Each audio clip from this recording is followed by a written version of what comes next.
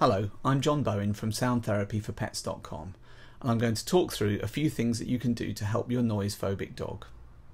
There are a number of common do's and don'ts, things that people often ask us about how to help their dogs, and so I'll go through a few of those first.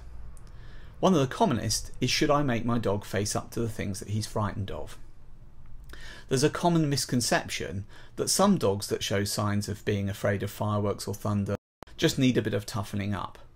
That if they're forced to confront these things, that gradually they'll lose their fear and they'll go back to normal. Unfortunately, overexposing your dog to loud noises and deliberately forcing your dog to confront those kinds of situations can actually make the situation worse.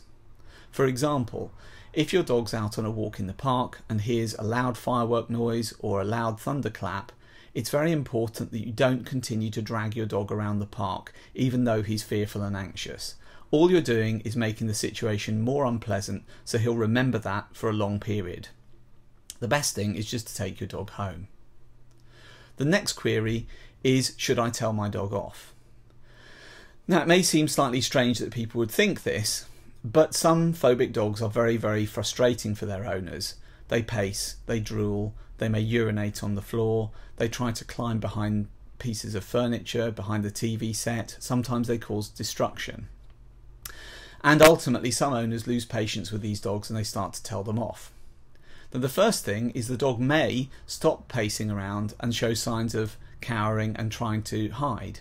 Some owners think that this is an indication the dog has stopped reacting to the loud noises. Unfortunately, all that's happened is we've suppressed the dog's anxiety behaviours and we've made it more fearful of us than it is of the things that it's normally trying to escape from. And what happens is that from the dog's point of view, this makes loud noise situations even more frightening and unpleasant. So it's more likely they'll react badly in the future. So it's very important that you don't show signs of being irritable or angry or that you punish your dog. The next question that we often get asked is, should I comfort my dog? Now this is maybe a bit more understandable, that when we see a person who's frightened or anxious, we go over and we try to offer them some comfort. We put an arm around them, we tell them that things are going to be okay. The problem is that if we do this with dogs, we're doing two things. Firstly, we're giving the dog an indication that this is a situation that we recognise is frightening. Up until the moment we've heard the noises, we've been going about normal activity. As soon as the noises happen, we go over to the dog and we start to crouch down on the floor, cuddle the dog, try to pay the dog attention. This gives an impression that this is a situation that we're reacting to as well as the dog. Secondly, we're rewarding the dog for showing the anxious and fearful behaviours. We're showing the dog attention at a time when it's showing anxiety and fear, and this is encouraging the dog to think that these are the appropriate ways to react to loud noises. Lastly, there's another problem that we can cause by showing the dog comfort when it's afraid. We can make the dog reliant on us. So if the dog expects that when it's afraid it can look to us as a source of security and comfort, when we're not there, the dog doesn't have a way to cope. This means the dog can become much more frightened and anxious when we're away or when we're asleep overnight and there's a loud noise. So we don't want to encourage overdependence. So having said all of this, probably you're thinking, well, what can we do? Well, the first thing is to provide the dog with a hiding place, somewhere that it can go to feel safe and cope on its own without needing us.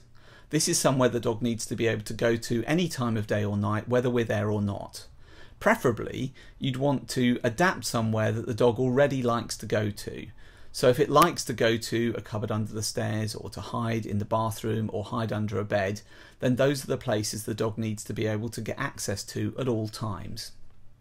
And there are some things that you can do to improve this situation. Provide the dog with some comfortable bedding, provide it maybe with a couple of pieces of clothing that have your scent on them, install an adaptil diffuser, something that used to be called DAP. All of those things can make this a more comforting location. In addition, you'd want to make sure that this location has minimal external noise.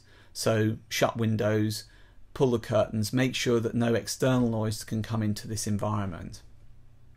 Now, because some dogs panic when they go into a room like a bathroom and they're still anxious, it can be very important to make sure the door is wedged so that it can't fly shut after the dog has gone into the room. You can buy rubber clips which go onto the top of the door to make sure that it can't slam shut behind the dog, and this is really quite important. But this hiding place is somewhere, as I said, that the dog needs to be able to go to any time of day or night. It's not somewhere that you should feel is only accessible when you're at home or when the dog asks to go there. The next thing is noise isolation.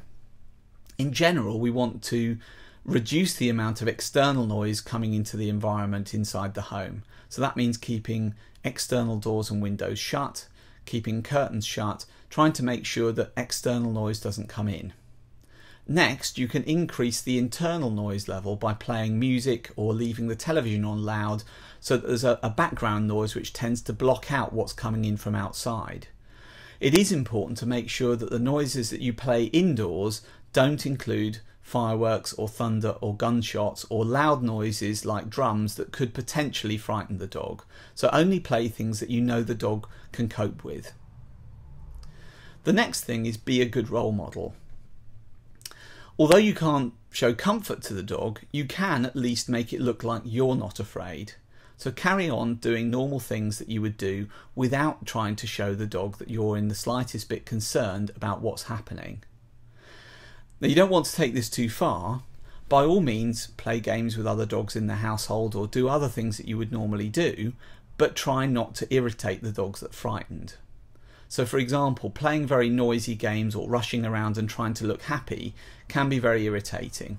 Imagine what it would be like for you if you were frightened and your partner kept trying to engage you in a game or do silly things to try to cheer you up.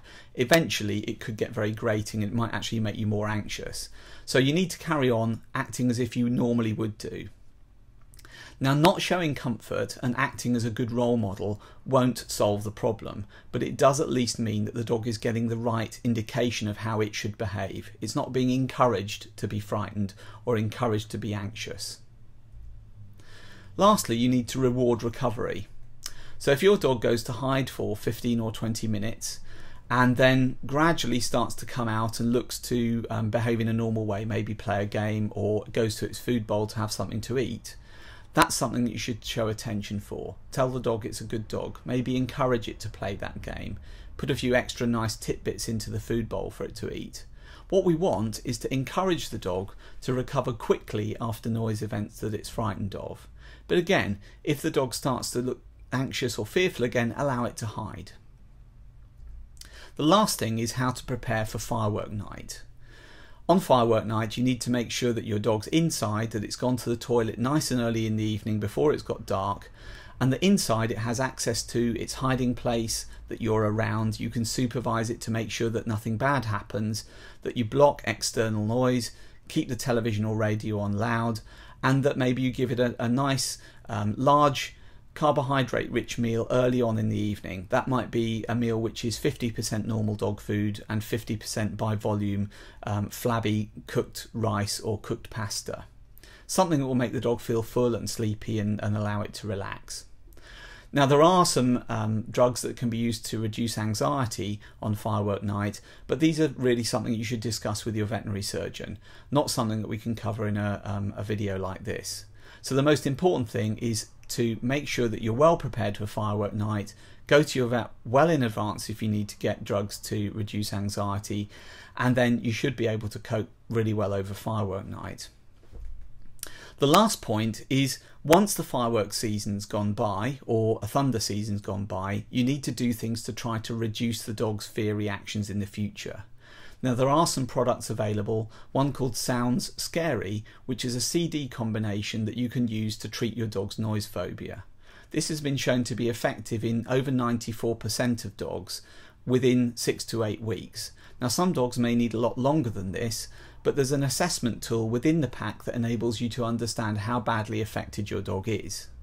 So we would recommend that you go to soundtherapyforpets.com to look at the information about the CD pack and order one to start doing desensitization and counter conditioning exercises immediately after the fireworks season is completed. Don't start before the fireworks season, within a couple of weeks of the fireworks season, because that could actually make the situation more difficult. Wait till it's fully over.